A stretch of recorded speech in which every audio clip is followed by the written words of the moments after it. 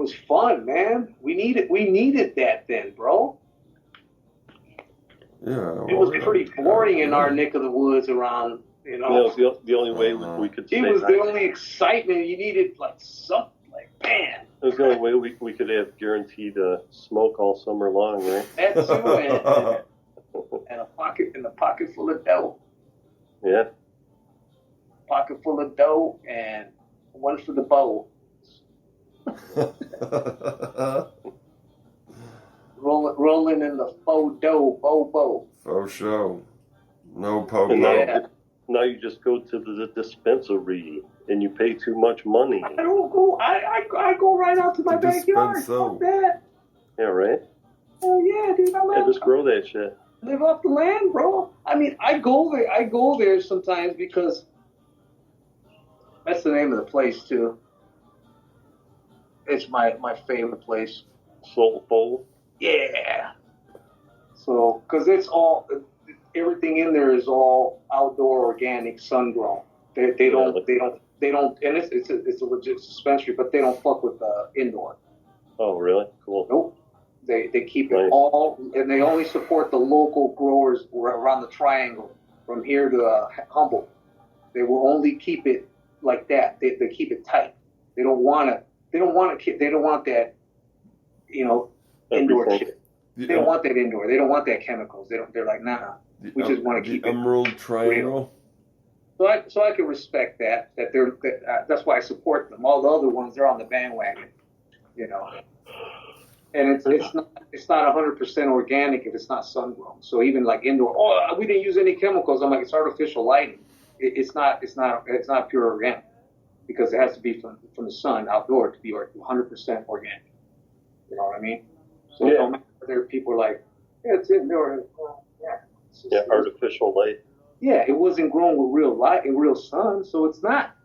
It's like synthetic chemicals. You got synthetic sun. It really is. It really is.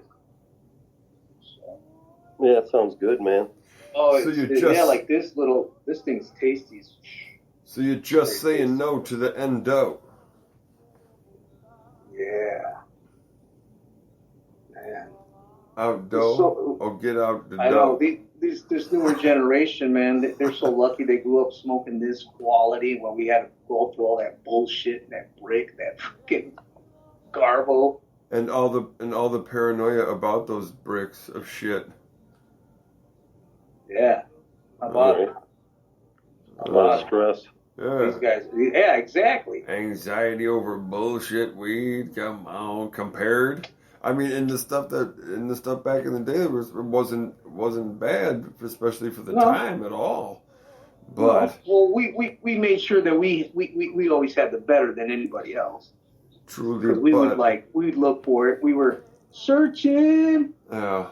I'm searching. But I mean, we were connoisseurs of.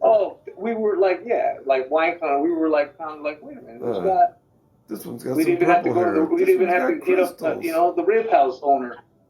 Well, speaking of Afghanistan, I remember some of the first like, "Hey, cat, you're gonna hurt yourself."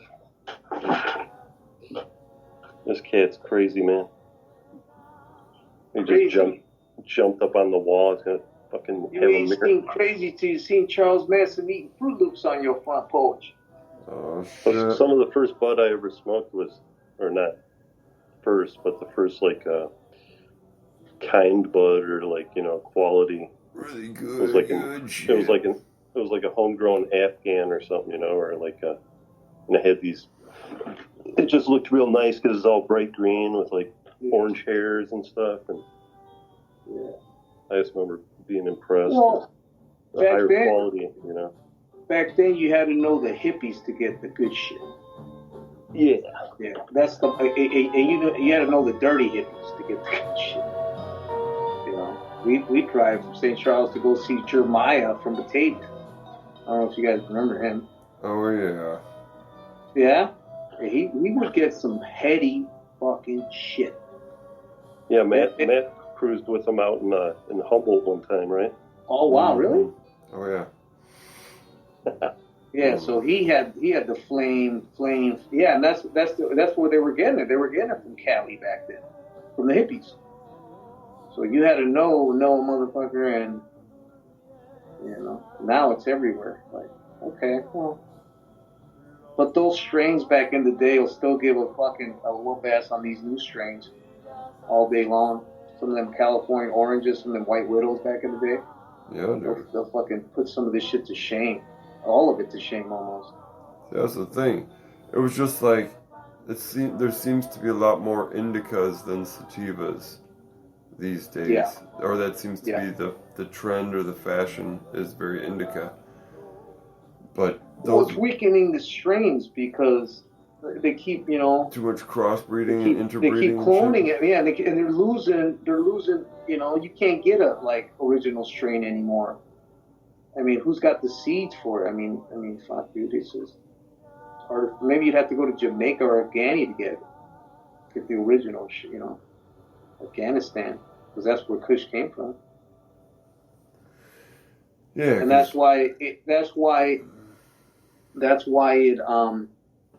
did so well here when they brought him here to Cali. They were saying because I guess up in the Triangle, we have the same kind of growing conditions. Exactly. So it really paired up. It was a big thing when they brought that seed here because that's similar hot fucking just perfect condition that the strain that the seed really liked. So and then they cloned it here and they hybrided them and then we got all these cushions. But that's why it's perfect to grow because of that reason.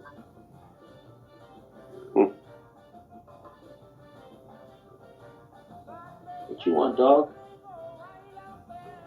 Yeah, I remember some of the one time over at that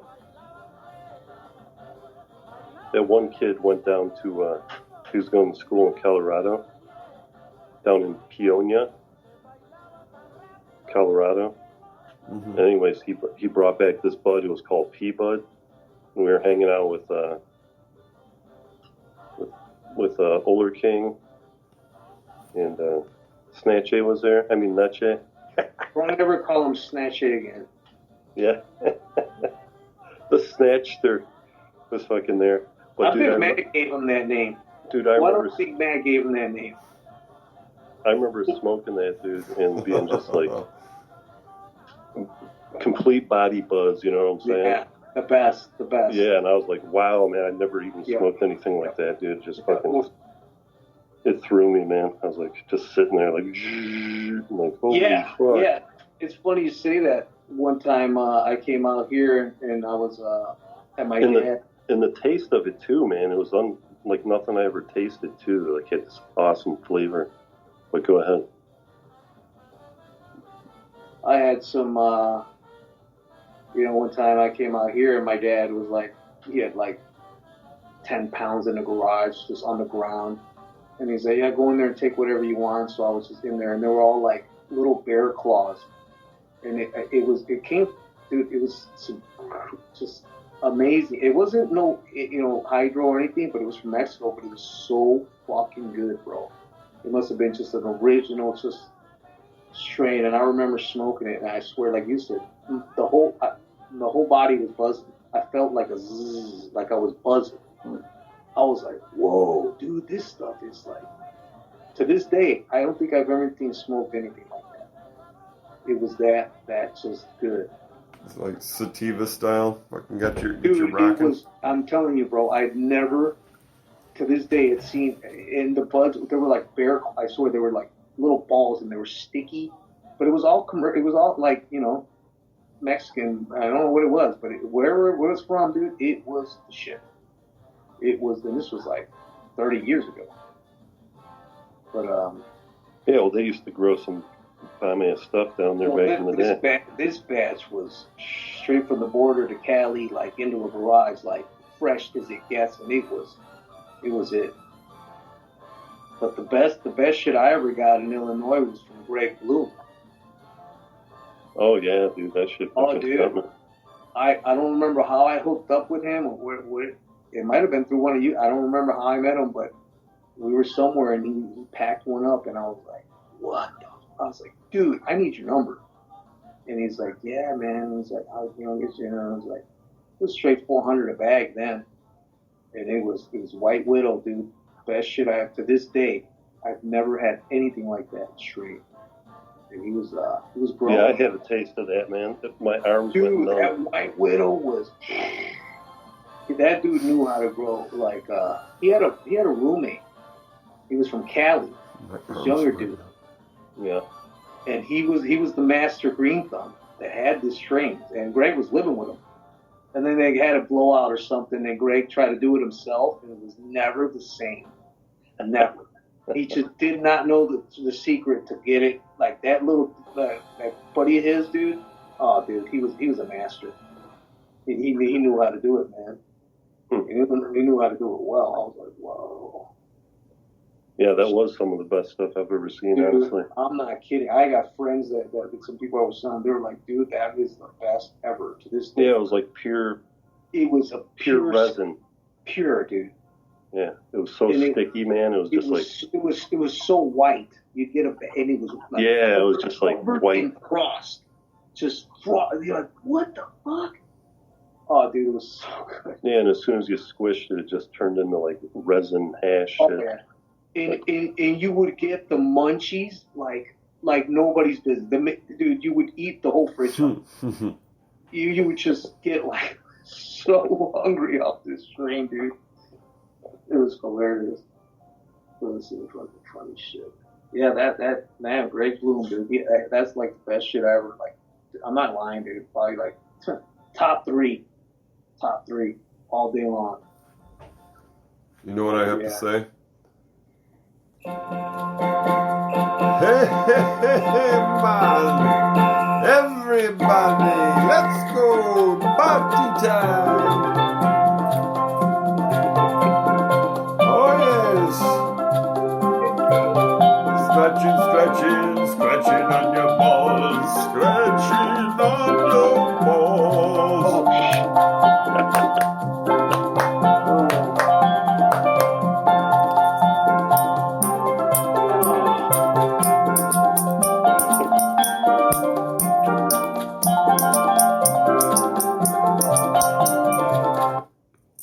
Enough of that shit. Matt must be in the basement.